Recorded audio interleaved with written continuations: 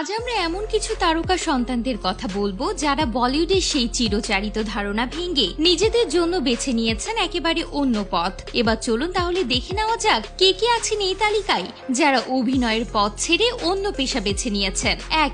আহানা দেওয়াল।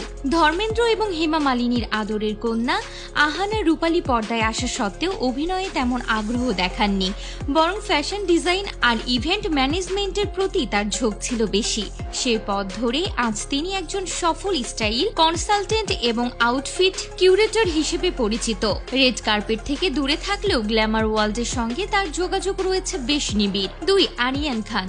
শাহরুখ খানের পুত্র আরিয়ান বাবার মতো অভিনয়ে আসবেন এমনটা অনেকেই ভেবেছিলেন, কিন্তু আরিয়ান ফিল্ম মেকিং এর প্রতি আকৃষ্ট হন। বর্তমানে তিনি বিলাসবহুল স্টেটওয়ার ব্র্যান্ড ডিয়াভলের প্রতিষ্ঠাতা। শুধু তাই নয়, কন্টেন্ট ক্রিয়েশন এবং প্রোডাকশনের সঙ্গেও তিনি যুক্ত। বাবার খ্যাতিকে ছাপিয়ে নিজের একটা আলাদা পরিচিতি তৈরি করেছেন আরিয়ান। ত্রিশালা দত্ত। সঞ্জয় দত্তের মেয়ে ত্রিশালার জন্য বলিউডের দরজা সবসময় খোলা ছিল, কিন্তু তিনি বেছে নেন অন্য পথ। নিউ ইয়র্কে ক্রিমিনাল ল নিয়ে পড়াশোনা করার